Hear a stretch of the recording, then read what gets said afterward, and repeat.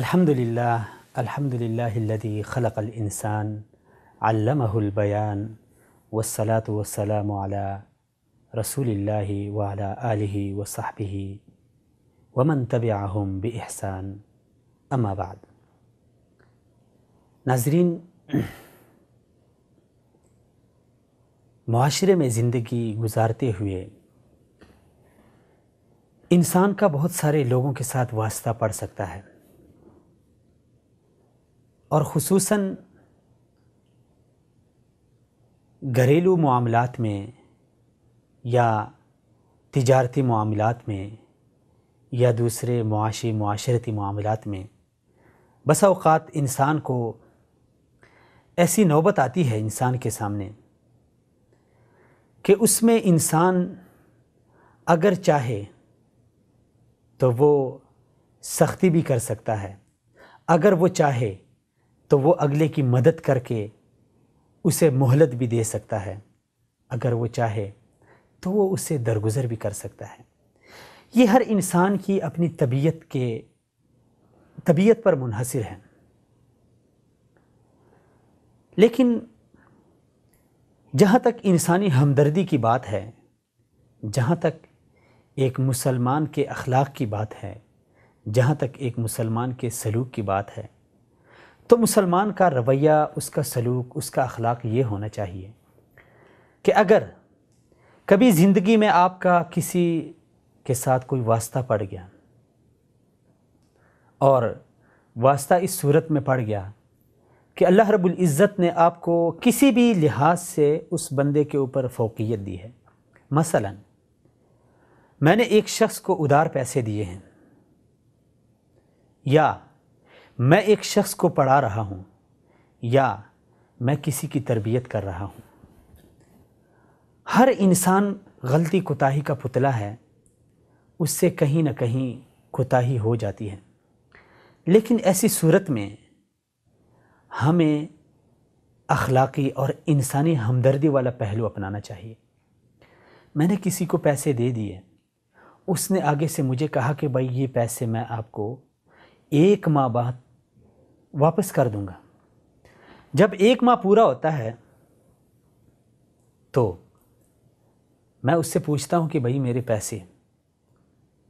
مجھے پتہ بھی ہوتا ہے کہ یہ انسان مجبور ہے، اس کے 1000 مشکلات ہیں، اور اس وقت اس کو میری ہمدردی، میری مدد اور میری نصرت کی ضرورت بھی ہے۔ اس کے باوجود بھی میں بار بار اسے تنگ کروں کہ میرے پیسے دو، آپ نے 1 ماہ کا کہا تھا، ماہ پورا ہو گیا، حالانکہ مجھے پتہ بھی ہے۔ یہ انسانیت بھی اس چیز کی اجازت نہیں دیتی، اور نہ ہی اسلام ہمیں اس چیز کی طرف اجازت دیتا ہے۔ اسلام ہماری یہ رہنمائی کرتا ہے کہ آپ نے ہر جگہ پہ آسانی والا معاملہ کرنا ہے۔ اگر کوئی بندہ آپ کا ماتحت ہے، آپ کو اللہ رب العزت نے اس کے اوپر کچھ تھوڑی بہت فوقیت دی ہے، علم میں، مال میں، صحت میں، تو اس کا یہ مطلب نہیں ہے کہ آپ اس کے اوپر ایک جابر بن کے اس کے اوپر اپنے اختیارات چلائیں، نہیں، بلکہ آپ اگر اس سے آپ کے شخصی معاملات میں، آپ کے دیگر معاملات میں کوئی غلطی کوتاہی ہو جائے یا کوتاہی ہو جائے تو آپ اسے مہلت دے دیں۔ یہ ایک بہت ہی عظیم صفت ہے۔ انسانیت بھی ہمیں اس طرف راغب کرتی ہے، انسانی ہمدردی کا بھی یہی تقاضا ہے، اور دین اسلام بھی ہماری اخلاقیات کی تربیت کرتے ہوئے ہمیں اس طرف راغب کرتا ہے کہ معاشرے میں زندگی گزارتے ہوئے لوگوں کے ساتھ نرمی والا اور ان کو مہلت دیں۔ کسی بھی صورت میں، کسی بھی وجہ سے اگر آپ کے شخصی معاملات میں، آپ کے مالی معاملات میں، معاشی کسی بھی معاملے میں کسی کی کوتاہی ہو جائے تو آپ تھوڑی سی اسے نرمی دیں۔ اسی لیے رسول اکرم صلی اللہ علیہ وسلم اپنے صحابہ کی تربیت کرتے ہوئے فرماتے تھے کہ آپ آسانی والے بن جاؤ، نہ کہ سختی والے۔ اور اسی پہ بس نہیں، ہم سنتے بھی ہیں، ہمیں علم بھی ہے کہ قیامت ایک مصیبت والا دن ہے، اور مصیبت ہے ان لوگوں کے لیے جنہوں نے اس دنیا میں اپنی منمانی کے ساتھ زندگی گزاری ہو، اور وہاں پہ ایک وحشت ہوگی، ایک ڈراؤنا ہوگا، ایک خوف ہوگا، ایک یعنی عجیب سی صورتحال ہوگی۔ اور قیامت کا جو منظر ہے اس کو بھی اللہ رب العزت نے مختلف، کبھی القاریہ، کبھی الحاقہ، اذا زلزلت یعنی مختلف عجیب عجیب سخت سخت نام دے کے قیامت کا جو ہے نا تذکرہ کیا ہے۔ ایسی صورتحال کہ جہاں پہ نہ بچہ اپنے والدین کے کام آئے گا بلکہ ان سے دور بھاگے گا، والدین بچے سے دور بھاگیں گے، میاں بیوی کا ایک محبت بھرا رشتہ بھی وہاں ٹوٹ جائے گا، بہن بھائی کا رشتہ ٹوٹ جائے گا۔ ایسی صورتحال میں ہر انسان کو اپنے لالے پڑے ہوں گے۔ اب اس مصیبت والے دن، اس مصیبت میں اگر ہم سے کوئی مصیبت ٹل جاتی ہے، کوئی آفت ٹل جاتی ہے تو یہ بڑی بات ہے، اور یہ ٹل سکتی ہے ایک ہی صورت میں، کہ ہم دنیا میں دوسروں کے کام آئیں، دوسروں کے ساتھ مہلت والا، سہولت والا معاملہ اختیار کریں۔ رسول اکرم صلی اللہ علیہ وسلم فرماتے ہیں، من نفس عن مسلم کربۃ من کرب الدنیا نفس اللہ عنہ کربۃ من کرب یوم القیامہ۔ جو دنیا میں کسی مسلمان سے ایک مصیبت ٹال دیتا ہے، ایک مصیبت میں اس کی مدد کرتا ہے، ایک معاملے میں اسے مہلت دیتا ہے، تو کل قیامت والے دن اللہ رب العزت اس بندے کے ساتھ ایسا معاملہ کرے گا کہ قیامت کی جو سختیاں ہیں، جو ہولناکیاں ہیں، ان ہولناکیوں میں سے بہت ساری ہولناکیاں اس سے ہلکی ہو جائیں گی، دور ہو جائیں گی۔ وَمَنْ يَسَّرَ عَلَى مُعْسِرٍ يَسَّرَهُ اللَّهُ فِي الدُّنْيَا وَالْآخِرَةِ۔ اور جو دنیا میں کسی تنگ دست کے ساتھ آسانی والا معاملہ کرتا ہے تو اللہ رب العزت کل قیامت کے دن اور آج دنیا میں بھی اس کے ساتھ آسانی والا معاملہ کرے گا۔ اسی لیے رسول اکرم صلی اللہ علیہ وسلم فرمایا کرتے تھے کہ جو زمین میں لوگ ہیں ان کے اوپر رحم کریں، اور یہ آسانی والا معاملہ صرف یہ نہیں کہ انسانوں تک محدود ہے، بلکہ ہر کسی کے ساتھ احسان والا معاملہ، آسانی والا معاملہ، مہلت والا معاملہ۔ حتیٰ کہ رسول اکرم صلی اللہ علیہ وسلم نے فرمایا کہ اللہ رب العزت نے احسان، آسانی کو ہر چیز کے اوپر فرض کیا ہے، حتیٰ کہ تم اگر کسی کو قتل کرتے ہو تو فَأَحْسِنُ الْقِتْلَ، تو اچھے طریقے سے قتل، مطلب یہ ہے کہ اسے اذیت نہ دو، اس کا ہاتھ کاٹ دو، پھر اس کی ٹانگیں کاٹ دو، پھر اس کا ناک کاٹ، یہ اذیت دے کے قتل کرنے سے بھی ہمیں دیکھیں ہمارا دین کتنا آسانی والا دین ہے، کہ جو ہمیں کسی کو قتل کرتے ہوئے یہ بھی اجازت نہیں دیتے کہ ہم اس کے اعضاء کاٹ دیں، اسے تڑپا تڑپا کے مار دیں۔ وَإِذَا ذَبَحْتُمْ فَأَحْسِنُوا الذِّبْحَ، اور اگر تم کسی جانور کو ذبح کرتے ہو تو اچھے طریقے سے ذبح کرو۔ اچھے طریقے سے یہ ہے کہ ہم اپنی چھری کو تیز کریں اور چھری کو جلدی سے پھیر دیں، یہ نہ ہو کہ ہم اسے تڑپا تڑپا کے مار دیں۔ دیکھیں ہمارا دین آسانی والا دین ہے،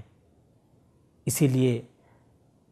قرآن کریم میں بھی اللہ رب العزت بار بار یہی فرماتے ہیں کہ تم آسانی والے بن جاؤ، اور یہی شریعت نے ہماری رہنمائی کی ہے۔ میں کسی کو پیسے دوں، اس وقت مقررہ پہ اس کے پاس نہیں ہے تو مجھے چاہیے کہ میں اسے مہلت دوں۔ میں نے کسی کو، ایک مزدور ہے میرے گھر میں کام کر رہا ہے، میں نے اسے ایک کام کے اوپر اس کی ذمہ داری لگائی، کسی صورت اس کام میں اس سے کوتاہی ہو گئی تو یہاں پہ شریعت مجھے یہ رہنمائی کرتی ہے کہ آپ اسے مہلت دیں۔ حضرت انس بن مالک رضی اللہ تعالی عنہ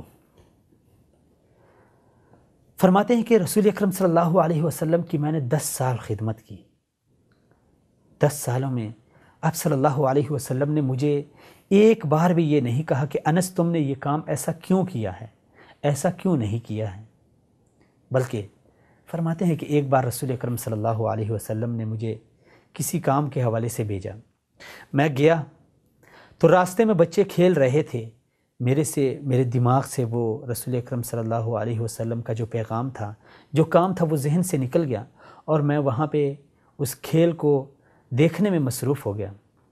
کافی دیر گزر گئی، رسول اکرم صلی اللہ علیہ وسلم میرے پیچھے آئے،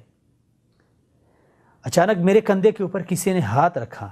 شفقت برا، محبت برا ہاتھ رکھا،